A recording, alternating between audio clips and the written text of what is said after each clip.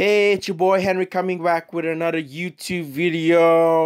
Let's get started without further ado. I just want to show you my portfolio. I'm currently using investing.com app to organize my stocks. It's easy, it's efficient, and I can go over what I have very easily with you guys. So I've broken down into 4 different categories. I got long-term growth stock, short-term growth stock, Canadian dividend stock, and USD dividend stock. My strategy when it comes to playing the stock market is that I have a mixture of various stocks in order to capture the market. Let's get started. I want to go into my long-term growth stock. I have about $33,000 invested in my long-term growth stock section. I'm currently up 6.51% or about $2,000 if you look right on top. I have Vanguard, S&P 500, PayPal, Wix, Hill, Twilio. I have Stitch Fix, which is down 12.82% or $374.55. I also have Activision, Blizzard, Visa, Facebook, as well as Apple and Appian.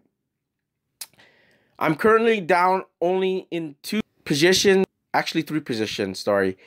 Hillrom, which is a medical device company. Stitch Fix, which is a clothing brand company. And then BlackBerry, which is a phone company, but also a cybersecurity company. But overall, I'm still up 6.51% or about $2,000 from my $33,000 I invested in the long-term growth stock section. Let's get into my short-term growth stocks. I'm actually down 10% or about $434. I invested in Tesla. I bought in at an average price of $265.52. I bought 12 of them. I'm hoping that Tesla will rebound at some point. I'm not too concerned. It's just a small position in my portfolio that I'm willing to risk. And I believe Tesla for the future. I believe in automation. I believe in their ability to rebound. So I am not too concerned with this amount of money invested in the stock market. My total cost purchase is $4,283.90. So that's how much risk I am willing to invest in Tesla. So that's my short-term growth stock. My Canadian dividend stock hasn't changed. I haven't done much to it.